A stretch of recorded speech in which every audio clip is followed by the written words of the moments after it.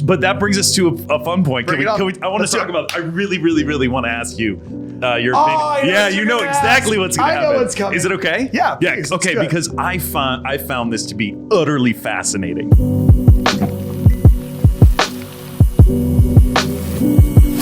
How many kids do you have?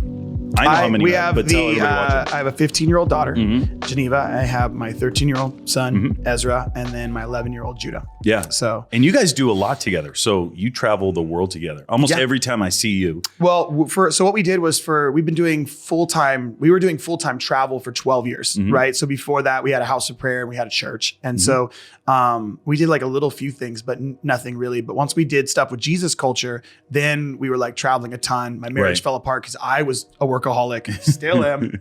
It's okay. I'm getting help. I'm getting help now. Who's okay? I have help, you know? Okay. So I think some of those things are just everything has a dualistic side. Like everything has a, sort of a shadow side. And the shadow side, the sort of thorn in the flesh piece allows you to stay completely humble and know that you need people around you to keep you accountable. And I think this is an area where I could fill my schedule. I could run hard and call all of it Jesus, but I have to have that balance. So after our marriage fell apart, there was this few years of like, what do we do? And I have to take these because this is my job. And then what the Lord ended up doing was like, I think about 5 years ago, it was like, well, do you want a band or do you want your family? Right. And I was like, I guess I could take either one. Like I'm still paying for people to go. Yeah. Like, all right, the band's done. And then we just traveled for the last 4 or 5 years, just everywhere as a family. Now, the last couple that I've watched, and I watch you guys everywhere you go, whether we talk or not. I'm always. We always Insta-stalk at each other. I'm always watching you. It seems like you're going everywhere with your wife and kids. And for those who don't know, you have a daughter who is in a wheelchair. Yeah, so that's always makes traveling interesting. Yeah, I can't. Like, I have a hard time traveling with my 3. And we're pretty mobile. Right. I can't even imagine what that looks like. Like it is. So this all switched. It was so crazy, man. Like I have a million stories about this stuff, but it's like, so we basically realized like we can only run at the pace of Geneva because we can't outpace our own kids. Right. Like we can't do that or we're going to leave them behind. Right. And our daughter has special needs. She has cerebral palsy, so she does not walk. She just started a special needs class this year. So it's very focused, which is actually awesome for her and heartbreaking for us. It's like a hot mess for us. We cried for like 3 days. Cause what you'd have to realize is like, there's just certain things that you kind of like hope that your kids are going to do and realizing. So a psychiatrist years and years ago, we were, getting help and, they told us, they're like, it's actually easier to lose a child once. Because you're going to lose every version of this child that you think you're supposed to have as she grows up. And so every couple years, it's like this new death of like, wow, like there's a version of you that I won't get. And I can either reject that or love you more and go deeper into that, which I'm not saying I do well all the time or we do well. It like this year was really painful because it was like, whoa, like this is actually where you belong. These are actually your peers. This is actually what help you need. And I can't do we've reached our peak, and this is mostly Nikki. I mean, I want to like make sure she gets inducted into sainthood by the time this is over. Cause I'm like, I don't know what, like, I can't even fathom what she's experiencing when like, there's half the stuff I can't even do because Geneva's like a small woman at this point. Yeah. You know what I mean? So I can't be involved in certain parts. I could be I can't help anymore in very specific areas. And so point being is with traveling, Geneva had it on her heart. Like, you have to remember that our entire story, I'm only sitting at this table because Geneva's legs didn't work. Right. Like, if not, I would still be in Southern California working at a church. I had a very great church job, growing church, young church, beautiful. And when Geneva got diagnosed, it shifted. The trajectory of our entire life changed. Like, I was like, okay, God, either you suck or you're awesome, which we've talked about a bunch. Like my point is since she was 5, she had this desire to go to Paris. So that's actually where this all ended up getting sparked. Cause I was like, Paris. Yeah. Like, I don't have a church there that I'm connected to. You know what I mean? And because all my travel is based around not a vacation. It's based around like, okay, I'm hitting these spots and we take a day off or have a couple days here. Right. And I was like, all of a sudden it was like, why are we not doing this? Like, why are we not fulfilling the dreams of our children's hearts at a young age where it will impact the fact that they believe God for anything? Like literally anything's possible. Yeah. And so we just jumped way off the We just, at that point with the family, we just jumped way off the rails to where I'm spending, I mean, we would show up, I mean, just numbers wise, I mean, for people to understand concept, it's like you're driving, all of a sudden you're like $25,000 cost up front to go hotels, travel, flights, it's all outrageous. Of it. And we don't charge anything. Right. So in Europe, that's even more risky. Yes. No, it's true. And we don't have any product. It's like, we have like digital CDs. So we're like throwing ourselves way out there and going like, and I'll never forget Geneva sitting under the Eiffel Tower. And I was like, we win. Like, hey world, like we could go have to like move into a 1-bedroom apartment after this and we win. Right. Because our kids fully believe, like and the crazier part is, which we shared a ton of, but like she's sitting under the Eiffel Tower and she's like, she doesn't have the ability to process information the way that we do. So she's sitting under the Eiffel Tower and she gets caught in loops, like little loops. And so she'll be like, it's so big. Like, it's so big. That's like all she could get out emotionally. That's as far as she could go. Here's what's crazy. Ezra at that point, because this is now 5 years ago. So, he's all of 11 or, 10, or 9, whatever. And I'm like, whenever we were there. And he starts uncontrollably sobbing. Cannot stop hugging Geneva. Really? And cannot stop crying. I have pictures and video of it because I was like, oh my God, this is what intercession looks like. Yeah. Like he started carrying the emotional response that would have been appropriate for Geneva. Yeah. This is what she's been wanting since she was 3, 4, 5 years old. That's awesome. And Ezra is sobbing over her and won't let go of her. Come on. And I'm like, oh, this is what family is supposed to do. And you guys toured and you spoke on family. Like that's been a massive message that's come out of you and your wife. Yeah.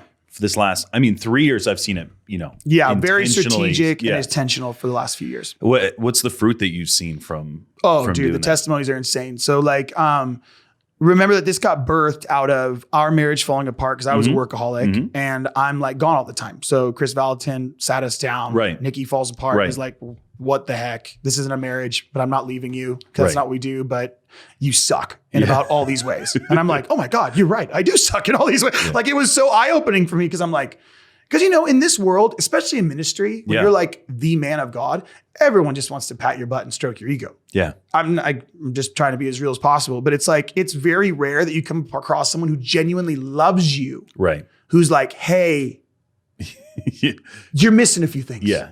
And so when your wife, I'm like in this room with Chris Valentin and he's like, yeah, dog, you do suck. You know what I mean? And I'm like, okay, so we're all in agreement here. I have something to learn. Well, what happened was then we start sharing it in these green rooms. We're like, dude, our marriage fell apart. It was crazy. And everyone's like, oh, that's so nuts. Right. Oh, that's crazy. Can we talk to you afterwards? Yeah. And it was like, oh, we're not the only ones. Right. So then strategically, we're like, well, let's start sharing. And the fruit of that has been behind the scenes stuff that we'll never be able to share. And then all this public stuff that's like people, like one couple came to, they thought we were doing a worship night because I'm known as the worship leader guy. Right, so they're like, we're going to do a worship night. Well, they signed divorce papers in the parking lot. Yeah. So they like in the parking lot out in Columbus, Ohio, they signed divorce papers and they're going into worship because it's totally, it's where everybody's okay. We're fine. It's great. Marriage, divorce papers, run in. We're preaching family as kingdom. We're just breaking it down biblically. We're going like, look, if you want to, you're allowed to do this. Like God, this is not law, but here's what the Bible says. So at least know what you're doing. Right. So we're good. You know what I mean, dude? And then we do altar calls for it because we always believe that God is still the God of restoration. Like there's no human too far gone for the grace of God not to rescue them. And we would preach that from the platform everywhere. Yet when we talk about our marriage and we talk about our spouse, we're like, no, they're definitely too far gone. Right. You know what I mean? Which is just not accurate biblically. So we're going like, hey guys, like we believe God, the best is yet to come. Why? Because you're not dead. So God's still doing a work. Right. Dude, they ripped up their divorce papers and went on their honeymoon 2 weeks later because they'd been married for years, but never went on a honeymoon. We got couples that were all the way 18 years divorced, 3 years divorced. I walked with my friend for 1.5 years. We walked together. Yeah. The wife blocked our phone numbers and the whole deal because she was like, when she called, I said, hey, you are totally a free-willed human being. Do whatever. I just want to give you some scriptures and then let you just wrestle with the Lord. Because I'm here for you regardless of what you choose. You know, block, delete. So I hadn't talked to her in a year. Well, but I was able to walk with my friend for like a year and a half through this process. And dude, his story's nuts because he like literally every day as he was walking through this process is like, we kind of just sat down together and we're like, okay, is marriage before God or before people? Well, it's before God. Okay. So she leaves you. She wants a divorce. Sign the papers because it's before God. So just keep praying for her. Like in the eyes of God, the paperwork doesn't change the fact that you can cover her. Right. So let's just become intercessors for your wife. So every day he was writing, anytime he'd remember a memory about her, a dream about her, something she wanted to do, he'd write it on a little piece of paper. Yeah. Is this the couple, the big guy? Yes. Yeah. Okay. Yeah. I'm trying, I gotta put faces on. Yeah. And literally he would write pieces of paper about things that he loved about her, memories they had together. And he put them in a giant jar for a year and a half. So the day she came home, when she like woke up from this thing, because she basically called us a year and a half later and was like, what just happened? And we're like, get here now. Like, whatever you're doing, I'll pay for the flights. Just get up to Reading. Like, let's hang out, you know? So they all flew. All this stuff happened. But when she came home, he handed her a jar full of thousands of thoughts and memories and things about her. While she was running away, he kept these promises for her. Wow. And it was like undoing. Now they've been married. They literally went back, got remarried as well. And that's the whole crazy. deal. So we have like tons of restoration stories, and we can go as far as we want. I mean, we have stories where the woman was like in a pastor's kid was abusing his wife for 8 years. And so she finally left for 3.5. And he came to his right mind. She became an intercessor for him. Said, I'm not divorcing you, but I can't stay in the house. It's unsafe for me and the kids. Right. 3.5 years of intercession, just praying for her husband. Gets completely delivered, completely restored, comes home and goes, I don't know what just happened. I'm so sorry. She goes, that's great. Let's prove that for a year and then we'll get back together. And so year goes by. They've now been married 8 more years and they run their dad's church. What is the piece why you're seeing these relationships split, or like because I have multiple friends that are going through major issues. Right. People that you and I know very well. Tons of messy stuff. That are leaving each other. Right. Like is there a common thread that you see happening in a lot of marriages? Because there's stuff that I'm seeing that I feel like it's a repeated pattern. But I mean, I think I would say 2 things. I would say the thing I'm seeing consistently is men have no idea how to be men, which is really, really hard. Talk about that for a second. Well, what does that mean? Because to me, biblically, manhood. Okay, so like let's go to 1 Corinthians 16, where Paul literally says, "Be watchful, stand firm in the faith, act like men, be strong." Like he just straight says, "Act like men," and I'm like, "Dang, Paul, watch out, dog." Yeah. And he's just straight up, "Be a man, act like a man." But he defines it in the context of, if we go back to 1 Corinthians 13, it doesn't end with, when I was a child, I act like a child, but when I became a woman, I put childish things behind. No, he directly addresses men. He says, when you're a child, you're going to act like a child. This is going to be selfish. Yeah. But when you become a man, you're going to put childish things behind. And what he's saying is, you're going to love like this. Right. And when you do that, 1 Corinthians 16 follows that up, and he says you're going to be watchful, which means you're going to be a man of prayer. We have tons of people who want to lead churches but don't want to pray. Yep. Everybody wants to preach. Nobody wants to pray. That's super Leonard Ravenhill. Like, it's like he's been saying it. He said it for years. Right. The Cinderella of the church today is the prayer meeting. Everybody wants to preach. Nobody wants to pray. Right. Everybody, where preaching is a shop window to your gifts, prayer is a shop window to your soul. And it's like these radical concepts. Then it says stand firm in the faith, which means like we don't have men of the word anymore. We have the men. We don't have men who actually know the word, which is really hard. Right. They know topics about the word, but they don't know the word. Like because to know the word means that I'm completely subjected to it. Because even if I don't like it, I'm subject to it. Which is hard. That's hard. That's where I'm seeing most of the issues coming. Right. People love the Bible. They love Jesus, but they don't actually love what he says or what the Bible says. Well, it's because they love a savior. They don't love a Lord. Right. Which is so different. The lordship of Jesus is way different than Savior Jesus. Yes. Everybody loves Savior Jesus. Who doesn't want to be saved? Right. Honestly, evangelism isn't that rough. When you introduce people to a man who loves them unconditionally with all that he has and gives you the entire resource of heaven for all eternity, you're like, present that partially and you're going to be fine. You know what I'm saying? Like, that's not a big deal. The miracle of salvation is not somebody believing a savior. It's somebody trusting a Lord. That is the miracle of salvation. Like the miracle of salvation is when somebody goes, hey, I actually know the God of the universe and he wants you to give up all of your life to serve him, trust him, and follow him all of your days. Why did so few people follow Jesus? Because he's like, yeah, foxes have holes, birds have nests. The Son of Man has nowhere to rest his head. Come follow me. And they're like, yeah, let the dead bury the dead. Come follow me. Yeah. Rich young ruler, give up everything that you possess and then follow me. Right. That's not a standard for everybody's life. That's the scary part about that story. People think the scariest part about the rich young ruler story is that he's going to ask them to give up all of their stuff. That's not the most terrifying part of that story. The most terrifying part of that story is that Jesus knew the thing that had his heart more than him, which means for you, he knows the thing that has your heart. He's not going to ask you to give up all your stuff because you and I would. Right. He's going after something else. It's so and true. We're going to go, that's a really high cost. And I think because we're not men and women of the word anymore, we just like really good meetings. Yeah. We're missing out on being submitted to the word, which again, I'm going back to 1 Corinthians 16 and going like, wow, this is a high call. And when he says, then he says, act like men, be strong. And I love the fact that he says, be strong, because he's saying, I believe what he's saying is attach yourself to your emotions again. Because having emotions and being emotional are two different things. Like I can be completely connected to my emotions and cry and laugh and dance and do whatever, and not move and like get punched in the face and be okay with it. That has nothing to do with being emotional. I want to have emotions, not be led by them. Right. So I want to be fully intact with all of my emotions. And that's what actually gives me strength. Then I would connect that to Malachi 4, where everybody wants to have that father's heart meeting. Except for the scariest part again of that passage for me is it says the hearts of the fathers. Yes.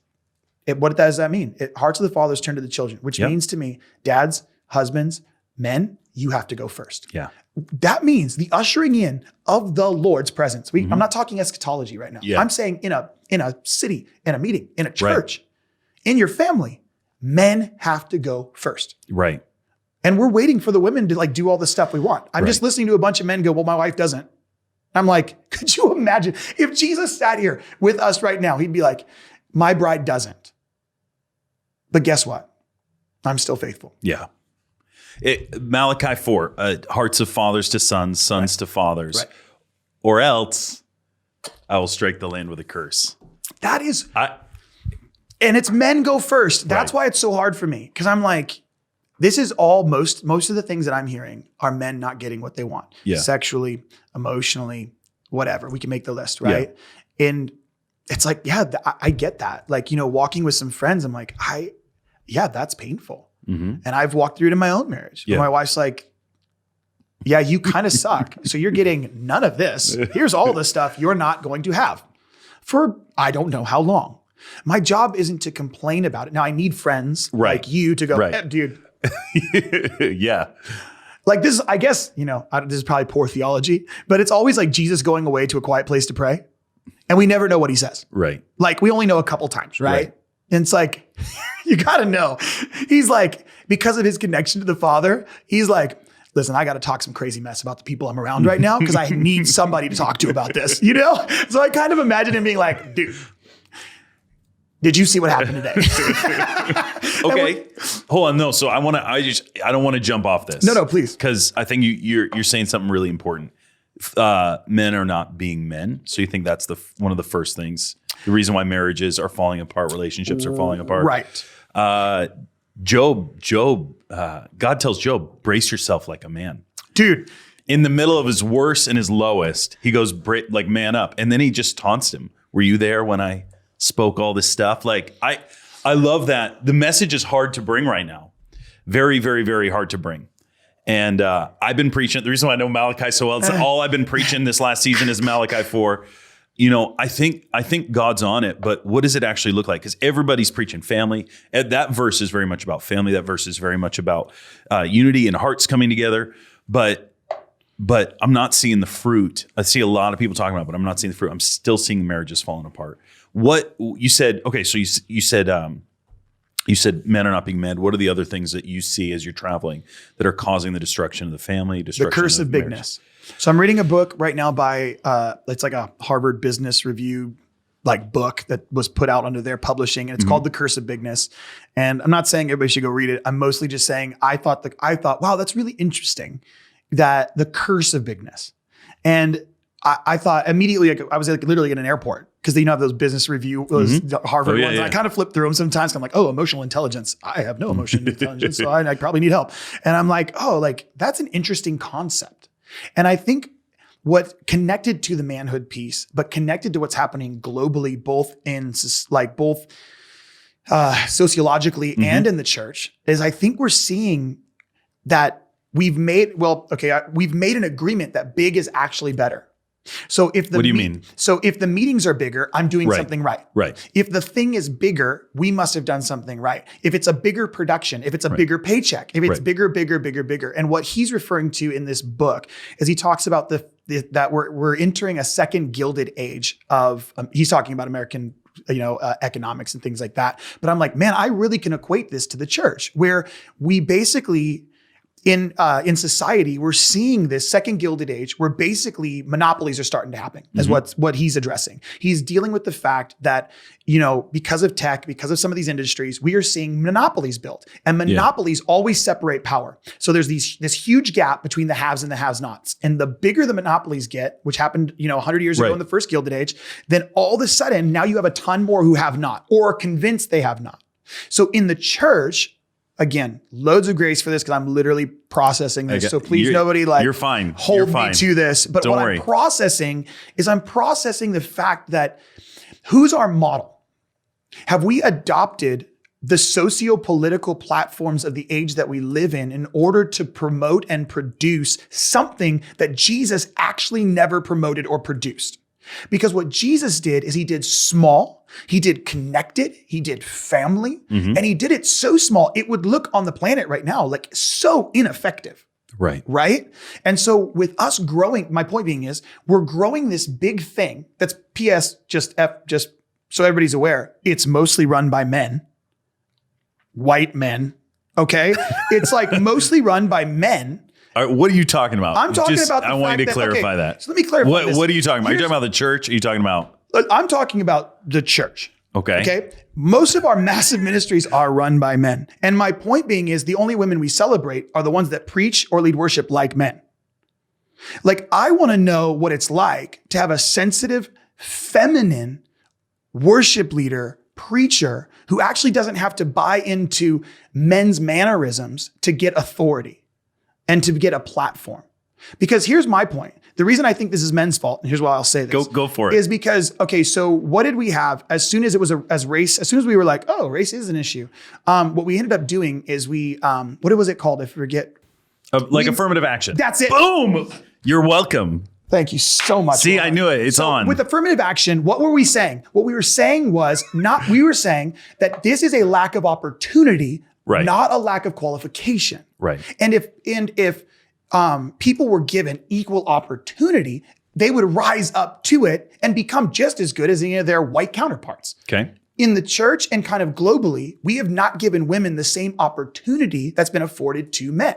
Like, a woman who walks into the room and is powerful and is going to be straightforward, they're immediately called a name that we can't say on the podcast. Right.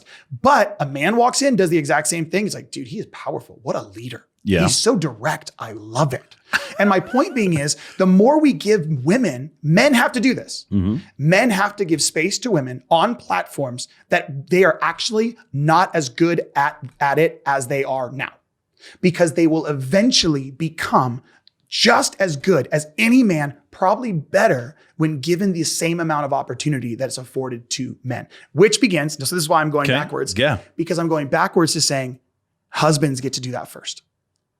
They get to do it in their home. They get to do it with their job. They get to do it in their ministry. They have all the ability to do this. They have all this strength and ability to make tons of room. And in the church, we should be leading this charge. There should never be in the church a discrepancy between men and women leaders from the platform, because it's a shop window to being able to see what we actually value, right? And so training up and giving space for this, we're going to watch women grow into power, into strength that we're actually supposed to be anyway, and we're supposed to lead together, especially when we look at what Jesus built, because that was my whole point, is going like, there's something that can happen in small that really rarely happens in big. And if you look like historically and sociologically and economically, women had a huge role in the house and in economics when it's hunter-gatherer, because everyone played their role. It's why people have 6 kids, because we got to work the farm, we got to work the land. And everyone had a space. Then you walk into industrial age and all of a sudden a woman can't pull a plow. So your role must be in the house. Oh, and now you can't gather because we have big machines for that. We don't want you working that. So now you're probably just supposed to bear children. Do you see what I'm happening? I see what you're saying. You get what I'm saying? Jake, you put some thought into this. I am because I'm so hungry for family. I don't want it to be a concept that we don't put anything to. Bro, okay, listen, because I maybe it's just too early, but you just like, sorry, I went really you far. Literally you just took this to an extreme. I don't see things. I personally, like, I work for and with an extremely powerful woman, anointed woman. Heck I don't see it as much as you do. I'm not saying it's not there. Totally. But I see at least where we're at, I think it's 75% of all missionaries are women. 100%. Right. So like I see the world that I live in is a little bit different. But look what I'm saying. I'm saying the power structures that are essentially celebrated, because that's uncelebrated. Totally. Right. So they're like, well, I'll take the part that's given to me and I'm going to run with it. Yeah. Because they'll go to service 100%, which is right. Okay. My point is saying, like, the power structures and that we're talking about in terms of a very celebrity driven church culture. Yep. It is mostly led by men or women who know how to act like a man. Because that's what gets you the play, you know? Yeah. And my point being is I'm going, lest I digress, you know, I'm more going like, these honestly don't become issues when we're not trying to build this giant thing. Right. That's my point. Right. My point is, we can do family. Men and women can both play their role and both become really powerful when we're not trying to build some gigantic thing. Yeah. That actually we're convinced. Because what does Proverbs 27 say? It says, a furnace for gold, a crucible for silver, but a man's heart is tested by his praise. That means, let's do it this way. From Joseph, everybody wants the Joseph anointing, but nobody really ever talks about how Joseph ended. Right. Which is enslaving everyone in all of Egypt. Yeah. And then we get mad at Pharaoh at the beginning of Exodus. Why are we mad at the Pharaoh at the beginning of Exodus? He just looked at the paperwork, which was given to him by Joseph, that he owned everyone and everything. Joseph, who knew bondage, put an entire generation in bondage. And my point in saying that is I'm going like, what he didn't realize is that his biggest test wasn't the pit or the prison. His biggest test was the palace. Yeah. And we go, no, once you're in the palace, you've made it. That's called favor. I totally And I'm like, oh my God. Yeah. That's not favor. That's the greatest test you will ever experience. Right. To be on a platform in a stadium or a big church or this big movement, or God like all of a sudden takes you from a hidden place to a seen place. Yeah. That is not affirming you. Yeah. That is a test for you. Yeah. He's testing the deepest parts of your heart and your value systems. Yeah. Like, you need intercessors. You need people around you who see you for who you actually are. And my point in saying all that is going, if we are not trying to build this giant thing, and we're actually like, no, the biggest thing I can build is a healthy family, the entire system shifts. Yeah. The practical is, how many people are making family the priority and the preference of their life, seeing as how that's what Jesus did. Like, he actually built something so small that it had influence generationally. It grew. Right. You know, it doesn't grow in mass meetings. And it's not that Jesus didn't do mass meetings. Right. I mean, I think you're here because of a lot of things. Yeah. But mass meetings are one of them. That's what's so interesting, right? Right. But I could have chosen much more mass meetings. Totally. That's the point that's interesting for me, is like, I'm watching a lot of my peers do things that I genuinely could have been a part of. Right. But I actually just went home. Yeah. And I'll tell you, I mean, honestly, you and I both know from doing this long enough. Yeah. When it comes to getting like offerings at places like this, because we all ask for nothing. We kind of just show up and see what happens. Yep. You and I both roll the same way because we kind of have the same spiritual mom in that sense. And she would probably slap us around if we did anything different. Yeah. And the point being in that is, you know, and I know that the smaller the space, it's true. The bigger the meeting is, the less I'll receive. It's very true. Right? It's very true. I'm going, God affirms this, even in the natural of like provision. the smaller meetings actually get provided for. So if I go low and slow, it's not going to look as sexy on paper, but he will give us some of those big meetings to give us access. But then he'll test our hearts to go, are you going to chase? Because now, have you now defined your success by that big thing? Or are you going to choose the small thing even when I give you the big thing? Because Paul says, whether I'm in plenty or I'm in lack, nothing changes for me. Which I think for you and I is different because we have some history. Now throw a 20-year-old into that. Dude, it's crazy. I've sat with just a couple months ago, I sat with some people that have like 5 million on YouTube, 2 million on Instagram, and they're in their late teens. And I've followed up with some of them. They have no idea what they're doing. They have no idea. And they're put on a platform. I mean, listen, in the news right now, I don't want to name names, but in the news right now, there's a familiar face that same sort of story is erupted again from given a massive platform, and it's all fallen apart. Dude, it's tough. It's a tough thing. Family is the key. And I think what you and Nikki are going after right now is really beautiful. Jake, you always you're the most intensely authentic person I know, where it's like, buckle up, let's do this. I didn't know what to expect, but dude, I commend you because I've watched you from the sidelines. I've sat in your living room. I've listened to the way you not just talk here, but with your family, you're the most authentic person. You're one of the most authentic people I know. Thanks. And, but I got a couple things that I want to hit before because we've been going for a little while. And let me say this last thing on that is I just want to say, please understand, I have legitimately no idea what I'm talking about. Great. Really, just to qualify everything we just talked about, we have no clue. We're just trying to figure it out. So don't hear a person, because of intensity, I think people think that I am 100% think I'm right. And it's just not. That's just not the case. So I want to make sure. And I know your heart. And I just want to communicate that. No, to a you're much fine. Broader. Jake, you're fine. And people, I'm so. Well, that leads us to something like people have opinions, and we're all in a process. And there are things that I will not preach anymore that I preached adamantly for 5 years. Exactly. That I'm not preaching them anymore. I was like, okay, thank God that there wasn't as much YouTube back then. Thank God.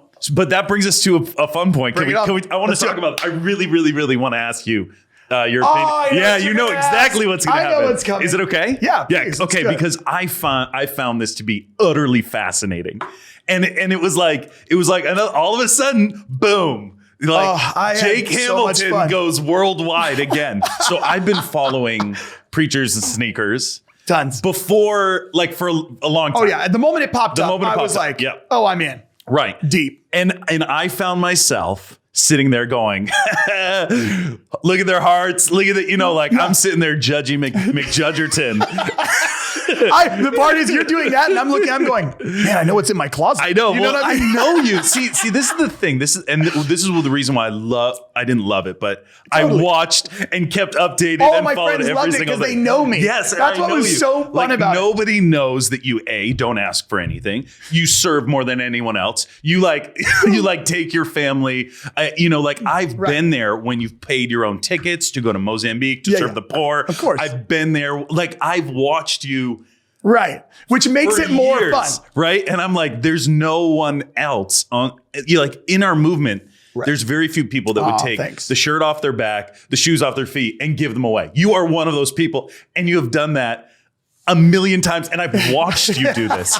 And you really, and one of the things that you love fashion. You always have. Dude. Every time I get around you, I feel like I look like some 50-year-old retiree.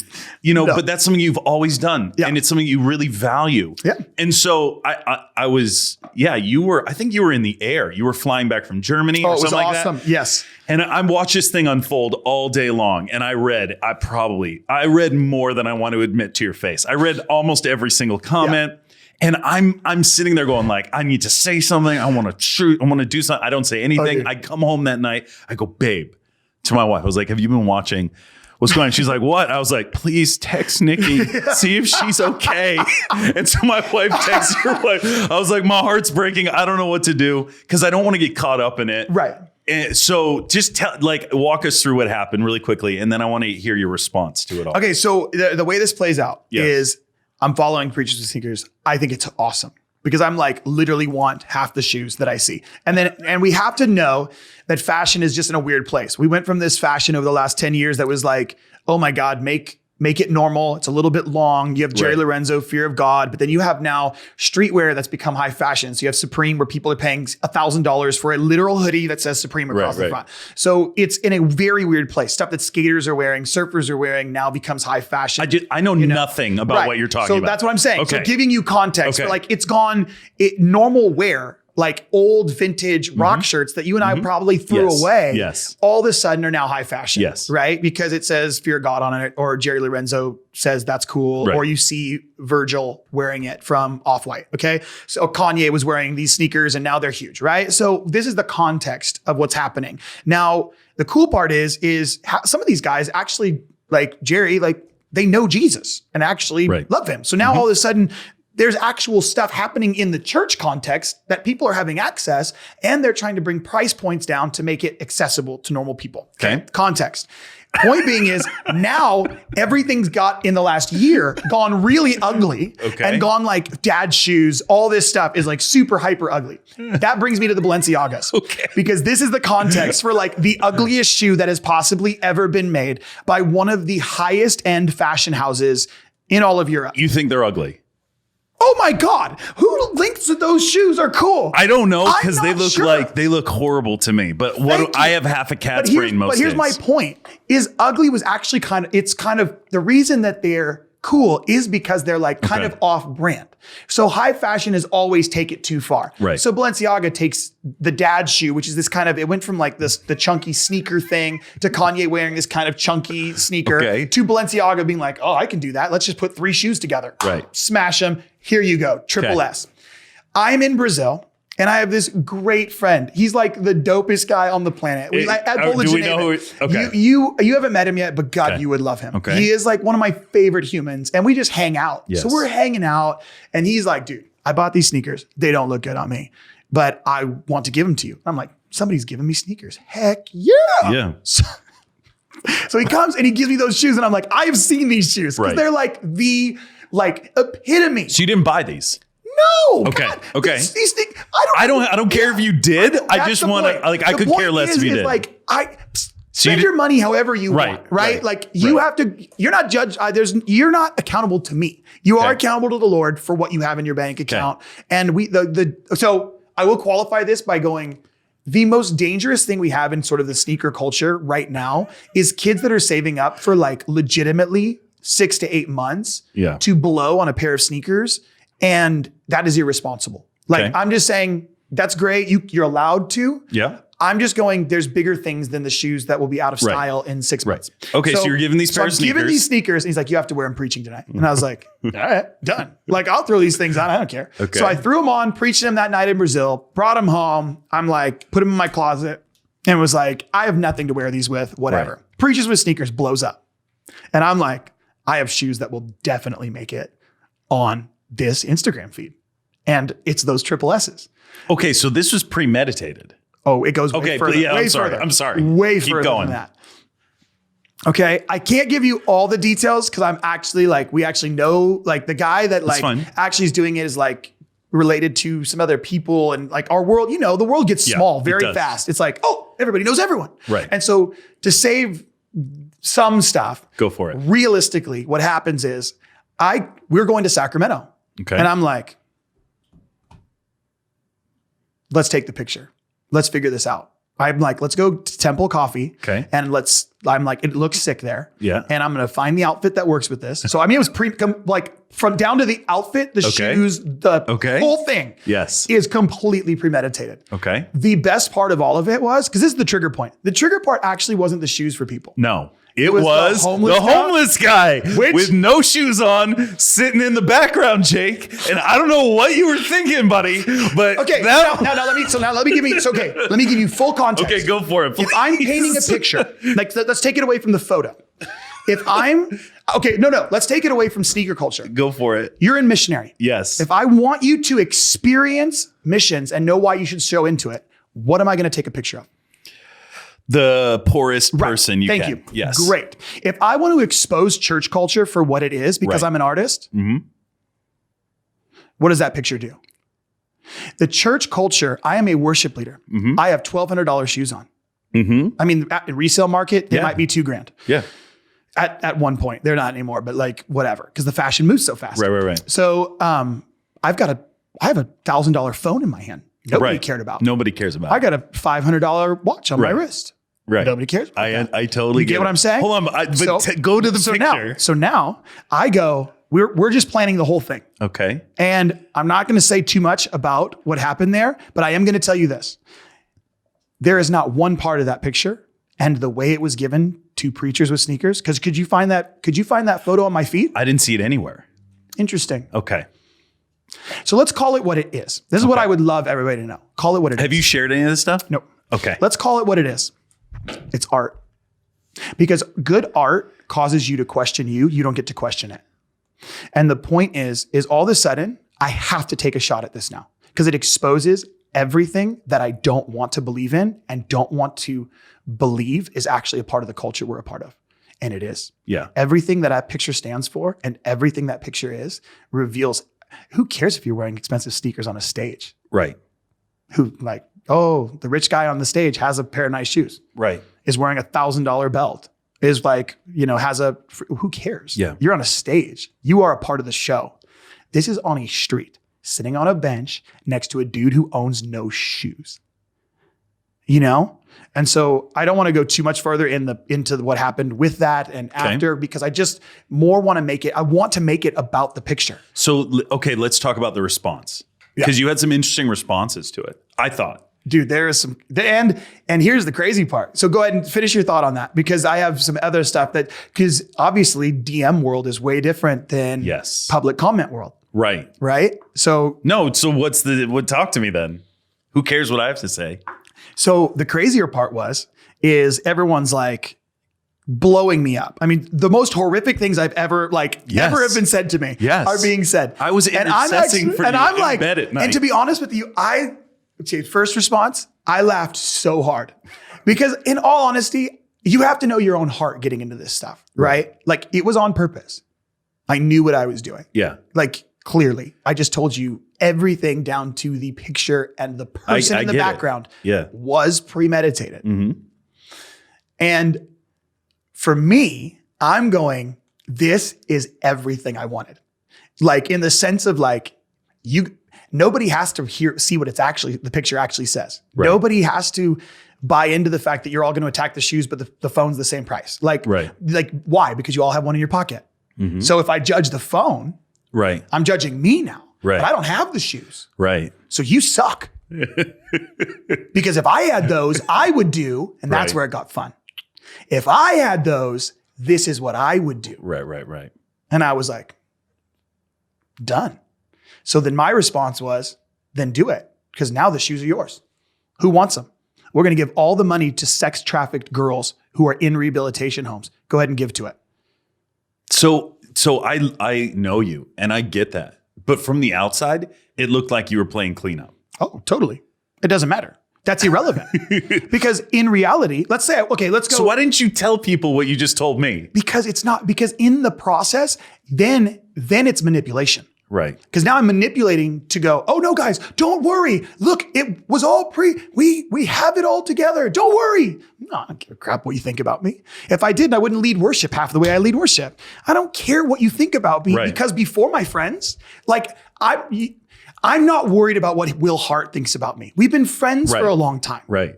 All the people that I actually know who actually matter in my life, we're good. Yeah. Because they know me. Yeah. So all I'm trying to do is go, hey guys, let your heart be exposed. What was some of the worst stuff that came?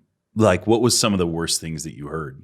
Oh, that's what I was telling you, the DMs. So what was fun is, the fun parts was, there was just like awful stuff. Right. I mean, it was awful. Like the stuff that people were saying was like, what's crazy is it's like, wow, like I think what Preachers and Sneakers exposes and what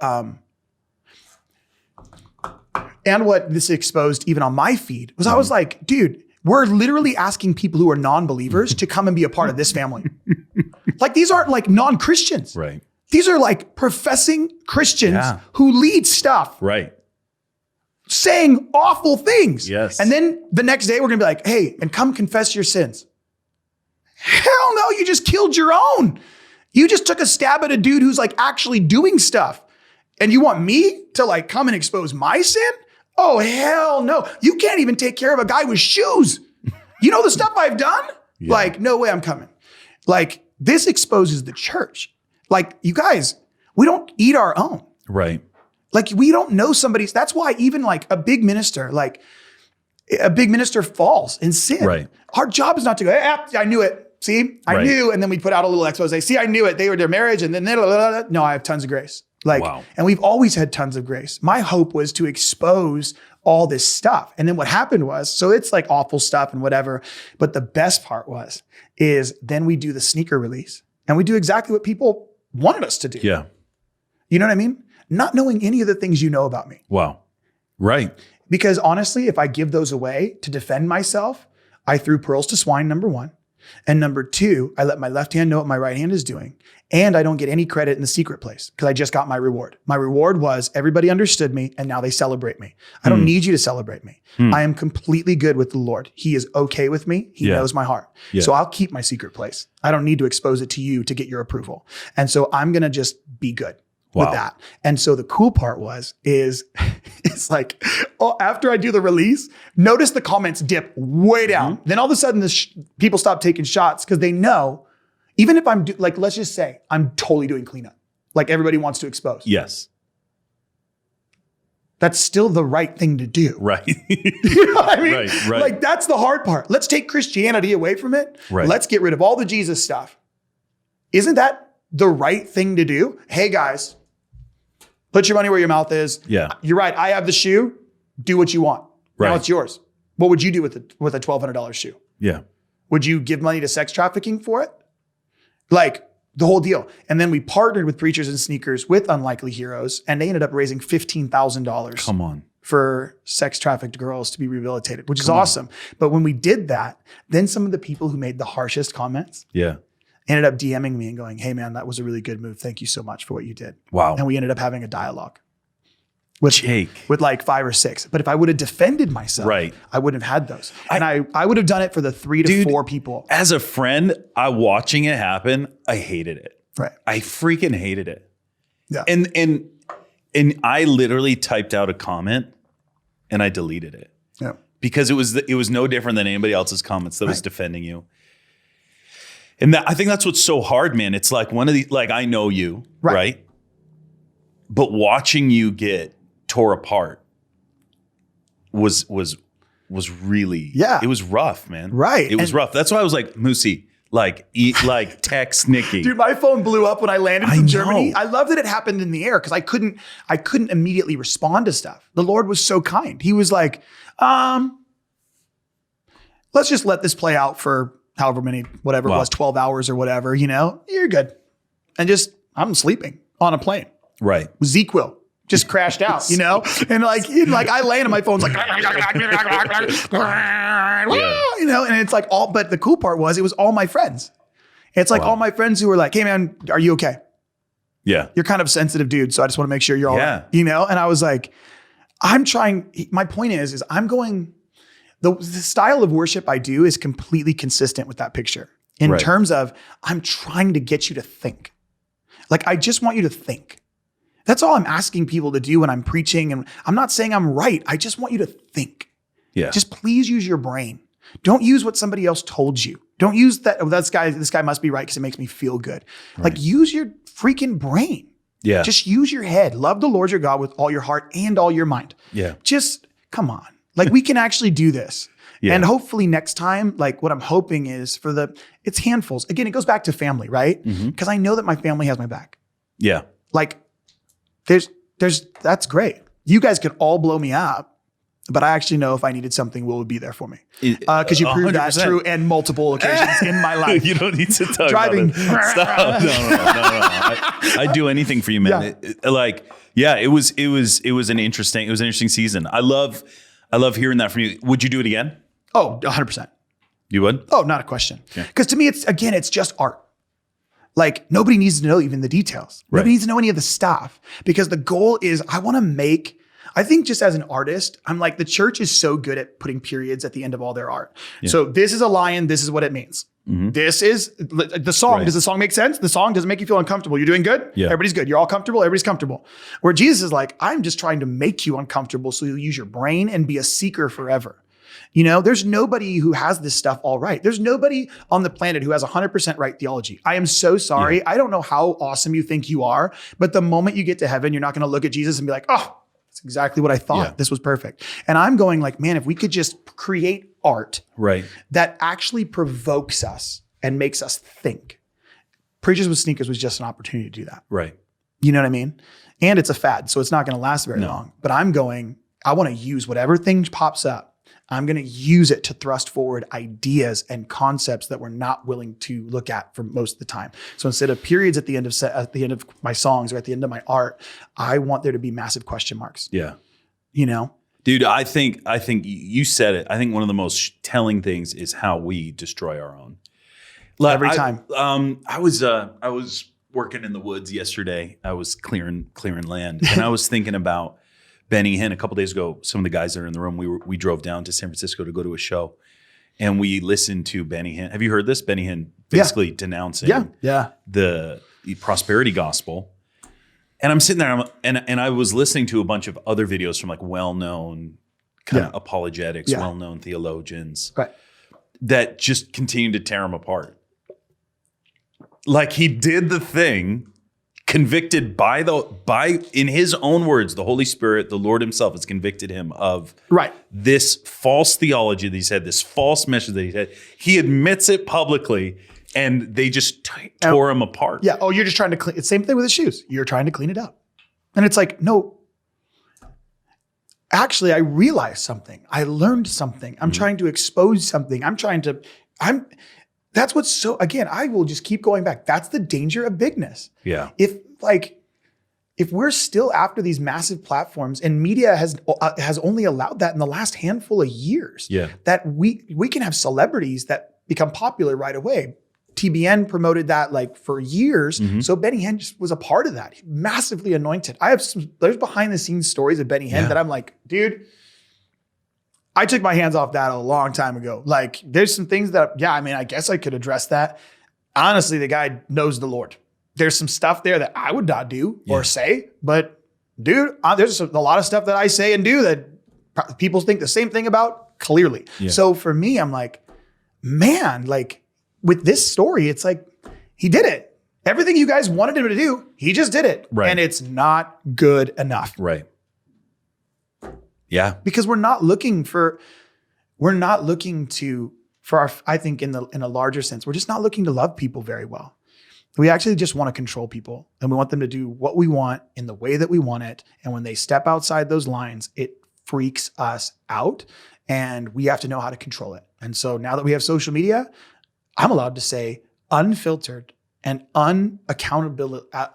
without any accountability. I can say whatever I want to whoever I want. And I don't care what you say. And it's like, man, that just seems mean. You know what I mean? It just seems spiteful. Yeah. Like to me, I'm like, man, I see people come up that are even coming up in the ranks of fame and celebrity in terms of our culture. And I'm like, I just want to be their intercessor. Because I'm like, I know what that means. Yeah. And behind the scenes, it's not working out for some of these 20-year-olds. No. It's not working out for these 25-year-olds. Their marriages are falling apart. Their lives are falling apart. And literally, I would say it in the Jake way. I'm like, and literally no one cares. Just write me the song that I can sing next Sunday. Preach the message that I can quote in my message next week. Write the book, do the thing. And I don't really care if you're falling apart because I don't give a crap about your family. I just want to benefit from your life. And the moment I stop benefiting from it, I'm going to take a shot at it. And that's just my unfiltered version of it. But I'm like, but tell me I'm wrong. Right. You've witnessed it yourself. Well, and I've witnessed it. And it breaks my heart because I'm honest. Like these people are amazing people. Yeah. Even the people taking shots, please hear my heart. Like I'm like, no, even those people, they're amazing people. These are such gifted and anointed men and women of God. Why do we have to do this to each other? Like there's no reason for it. Yet in the same circles, we'd preach family. Yeah. Who wants to be a part of that family? I don't. I'm not that interested. So I have to develop something else to counteract these massive shot taking movements where we're allowed to just go, hey, I don't know what's going on there. And I'm actually okay with it. Because at the end of the day, if my brother, I have 2 brothers, if they do something that I actually don't like, they don't actually become not my brother anymore. Right. You know? And my job isn't to berate them. It's to actually just love them and make sure they know that they always have a place to come home. You know? And it's why you can't do business as a family, and you're never supposed to do family as a business. Because when my kids act up, I don't fire them. Right. I have to love them through this for the rest of their life. And that's the same way it should be with all of us. Wow, Benny, thank you so much for admitting that. Like, that's the stuff I would post. Man, thank you so much. Like, really, like, grateful for your heart and your process and exposing us all to your process. Yeah. I was thinking about it as I was just hauling stuff yesterday. I was like, the amount of boldness that it takes to recant the majority of what you preach, spoke. And listen, like, the other side is, because it was wrong. And now you're getting old, and now you're, but the reality is, like, the amount of friends he just pushed away, the amount of, like, people that he knows and loves that he just said everything you're doing and saying is wrong. Well, dude, okay, like, so we can address it to even that, the Hillsong pastor, the Hillsong worship leader that was like, I'm leaving the faith, right? I'm reading all these. I don't know this. So there's a Hillsong leader, guy, the name isn't coming to me right now. He's written a ton of songs. And everyone knows who I'm talking about, and they're going to be ashamed of my worship leader trivia knowledge. I am right now. But my point being is like, he comes out and goes, I'm leaving the faith.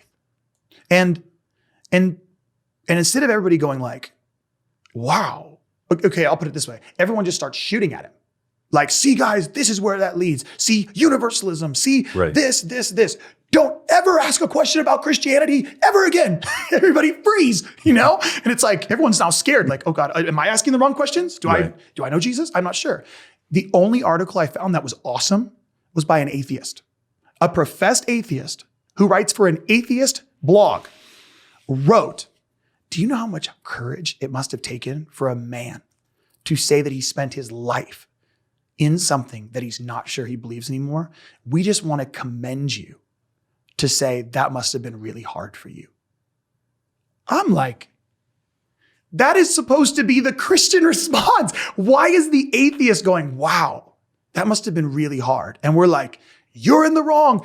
Everybody be terrified. Yeah. Do you know what I mean? I had to go to an atheist blog to get a Christian response of love and mercy and compassion and kindness to go, God, that must have been like what you just said with Benny. Man, that must have been really hard. We don't know the cost of what he just said. Right.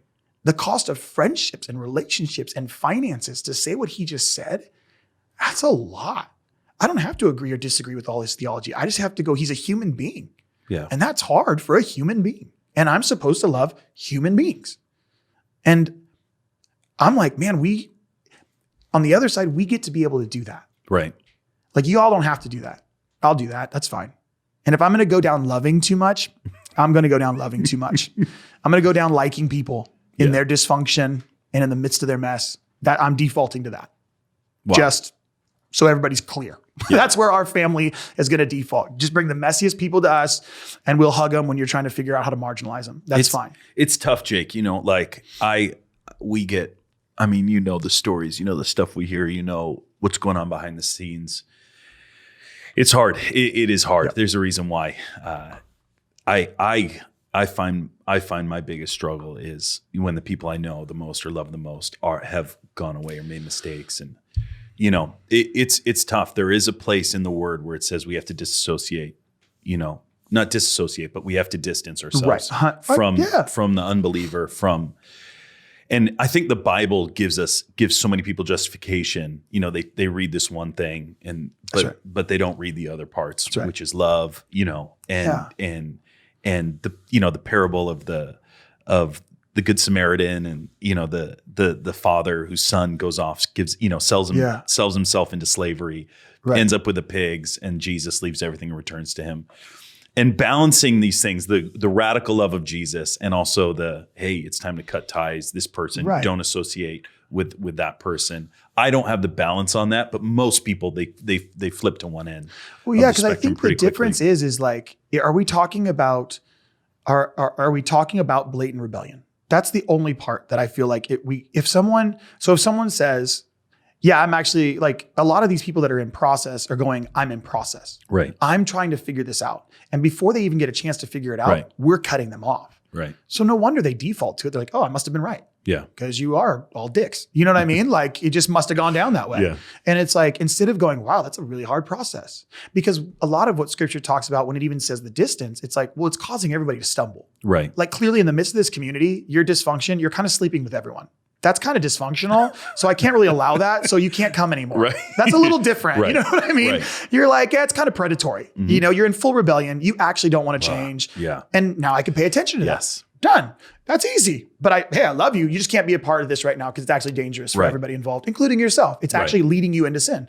Where for most people, it's like, hey, I have a question. And we're like, sorry, I didn't know what to say. It seemed like you were running away, so I shot you. But that's the part for me that's terrifying. Yeah. You know, because I definitely get we need some space. Like if somebody's in like leading people astray or something is in full rebellion, cool. But honestly, a lot of this stuff is just people having questions. Yeah. To me, and I'd like to be a part of that as much as possible. And you are right now. You've stepped into a new role. Yeah. Just you're pastoring. Yeah. Yeah. We're over at the Stirring right now. And it's like, it's been cool because like for me, as you know, you get to go around the world and you get to partake in different movements and you get to like pour into these different people and places. And there's a part of it that is a part of our calling to, I'm definitely not a builder, but I'm more of like, I can speak into things. So I'd be more prophetic in that sense. Cause like literally the next 2 steps I might know prophetically, but I have no idea what that looks like. Right. So I'm not the apostolic guy, but I'm definitely like been able to be a voice into these things. Well, now being in one community and being able to go like, oh, I get to walk you through this. Hey, I have a word for you, but I get to be here as the word unfolds. Yeah. That's always awesome. There was a season I went to a church and the Holy Spirit dropped. It was a, I don't know, Church of God or something like that. Holy Spirit dropped in. The church split the next day. Literally half the church left. Yeah. And we're out. Yes. And I went and spent the next, 4 years, just attending this church, but also being very close to the pastors and speaking into their life. It was one of the most difficult things I've had to do. And I realized I knew nothing. Right. Like all the things that I would cruise around the world, be like, Pastor, do this and it'll be good. Try this and it'll be awesome. Yeah, you're like you just need to do more outreach. That's why everything's wrong. This isn't working out. Yeah. And I realized that I had no idea what I was doing. I shouldn't be a pastor. Amen. Yeah. Like that's why my role is very specific because in all honesty, I should not be pastoring people. It really is the role that we actually got, which is awesome, is we're head of design. You say we, it's you and your wife. Yeah. And so we basically, our goal is to empower people. So I'm not even leading worship at the church. I'm not like the main speaker. Is that hard? No. It's actually beautiful because it destroys competition.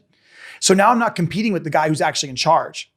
Because usually it's like, oh, the people in charge need to get got to be around them, make sure it's good. Well, for me, I'm like, I'm not even leading.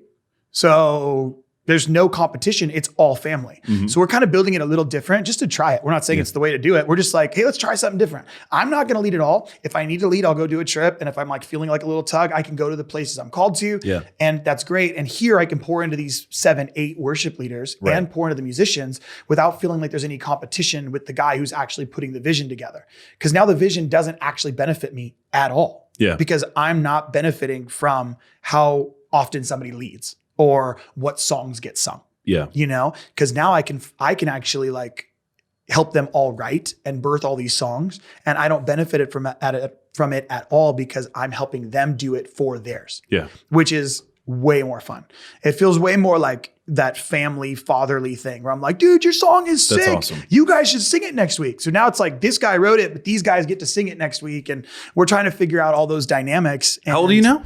I am officially 40. God, so you've made the crossover. So I'm over. You've entered into a whole new season, just with age, with authority, with fathering. Well, I've been in full-time ministry for 21 years this year. My God. Yeah, I've crossed over 2 decades of like. Dude, what year did you start? 98? Yep, 98. I was 99. Yeah. So I'll be hitting my golden 20 this year. That's it. And Come on. I'm like, wow, this is crazy. You know, like it really has been, the assignment has changed, but the calling hasn't. Totally. You know? And so it's like what the Lord told me in a Baptist church at 18, like I've actually been able to watch this thing unfold for 20 years. You know, like you're going to write the songs the whole world will sing. Yeah. And I'm watching it. And I'm entering into a whole new prophetic season even. Like I got a word just this last weekend from David Wagner. Like that was like, and like, dude. Wag's going to be on in a couple weeks. Dude, he blew my, like, yeah, he's coming up here, going to hang out too. And I'm like, we should all hang out. But when he's up here, we should all hang out. Yeah. And like, it was just like, oh, I'm into, like all of a sudden the words are different now. Do you know what I'm saying? Yeah. Because it's like all of a sudden, like there was a few years where I haven't gotten prophetic words at all, like in the sense of like I'm living from what he gave me, the assignment I'm in, the family stuff, those pieces. And all of a sudden I'm just noticing it. It's just, like I'm getting new prophetic words. Yeah. I'm getting like new storylines are starting right now. Yeah. And I'm like, wow. Yeah. What does this look like in another 20 years? Yeah. Because like it becomes more about, I actually do want to end well. Yeah. And I want my kids to be set up, you know? I want to make sure I honor your time. Yeah. I have a couple more quick questions. What time is it? Yeah, I got to bail in just a minute, but we can do a couple more. Okay, honestly. Yeah. Hand to God. Do you miss, because I know you're still doing some of this stuff. Do you miss the consistency of standing in an arena and worshiping with 50,000 people, 30,000 people? Honestly. I would honestly say no. And here's why. Seriously? Yeah, and here's why. Okay. There's way less freedom in an arena with like schedules and all this stuff. Now, my only qualifier to say no, like the piece I would miss, the one place I would miss is I actually love what Awakening Europe is doing. And Ben Fitzgerald, which you're a part of. Yeah, exactly. Yeah. That's the one piece, but I'm saying that because I don't really miss it because I wouldn't miss it because of the arena part. I don't know if I've met a leader like Ben before. Like in the genuine sense. That is a very accurate statement. Like in the sense that he, like loads of people are like, yeah, man, we don't care. We just want the presence. Right, and I'm like, yeah. Okay. And I'm like, I watch it play out and it's like, yeah, I know that's what you want, but there's a lot of control and there's a lot of like scary stuff. Because when you're leading a freaking stadium, that's scary. Yeah. Terrifying. Yeah. Bills on you. Like, well, who's going to pay for this? All that stuff. So there's all these kind of non-agendas that have to take place. With Ben, he legit don't care. Yeah. Like I have sat on stage with Ben for 40 minutes where he's like, no, nobody touch the mic. We're just there's something happening. Well, let's just wait to see what the Lord does. And I'm like, this is legit my favorite thing I've ever been a part of. Yeah. And so for me, that's why I love that for that reason. But for me, I have I was in Pismo with our friends, with Marcus Cheryl Perry this weekend. Oh my God. I would do that over an arena any day of the week. Wow. Because it's like, these are my friends. Yeah. And these guys that are playing with me, I love, like, we're just like, we are legitimately taking ground in this room and we can lead for 2 hours. And then David's going to get up and prophesy and Mel Tari's going to run into the room and do whatever Mel does. Right. Cheryl and Mark are going to cry and hug people. Right. And I'm like, dude, this to me, I will take that over an arena every day of the week. Every day of the week. Do you see a shift taking place in present stuff, like where I don't know, but we were both affected by like power meetings. Like, I see a little bit of a shift away from that where there's a little bit more control, a little bit more figuring out. Yeah. And those meetings, those times in Mozambique, those times with Heidi, the raw. Yeah. Do you see that changing as you travel, as you preach, as you're pastoring now? Yeah. And how are you navigating that? Well, I feel like we have to recognize the difference between power and authority. So I think that there's a degree where he releases his power. Now I'm just giving my 2 cents on it. It's like, I think he like releases power. And then those people that are humble and hungry that weren't just looking for the good meeting, he starts to put authority on them. And what we're seeing right now is that manifest of authority for people to start building the things that will carry through the next move, whatever that looks like. I have my version of like going, I believe it's family. I believe he's calling people home. I believe that we need specific kinds of authority to go home, a different kind of authority to go home than the revelation of power that we need to run meetings. Yep. And so I feel like there's this authority that's coming on us because he's going to do something with our kids. Like a lot of young people right now getting stirred up and empowered and covered so that they know they're safe. This whole last season was not about safety. It was definitely about just, we're gone, right? And I think that the Lord's doing a fathering, a pastoring, covering thing. And I think for me, I'm just trying to make sure in the meetings, even when there is great displays of power, like we've seen it, you're still seeing it, where I think what he's doing in the end is he's looking for the one person who gets it. So I'm always looking for the one person or the 2 people that are getting it in a way that nobody else is getting it. Yeah. Because he's looking for leaders to lead right now. He's looking for moms and dads in the midst of his presence coming in powerful ways. Yeah. I'm looking for them. And so I think a lot of what we all should be looking for, really, especially with a lot of people who have 20 years history 30 years history with the Lord. Right. It's like we need to start looking for the ones or the twos, and we need to go in the midst of the power falling. Where's the person that God's actually, this is more than a meeting for them. Right. Everything is changing for them in the way it changed for me when I was 20. And then again, when I was, 30 years old, or 28 years old. And I want to find those people now. Right. And I want to focus on them. So for me, it went from like, let's go the big explosion, kick the door down to like, okay, let's pay attention to who is God touching. And am I supposed to be a part of that storyline? Come on. Am I supposed to partner with their narrative for a handful of years to make sure they don't get distracted? Yeah. And if so, what does that look like for us as a ministry, us as a family, and in that meeting specifically? How do I connect? So I love that. Well, listen, Jake, you've given more time. We're gonna have to do this again. 100%. Oh, anytime. Please. Yeah. And I'd love to get you and your wife in. She's a blast. Nikki's more than a blast. She's spectacular. Oh, she's so fun. I travel the world, as do you. Yeah. But as I go around, I've never heard anybody say anything bad about you.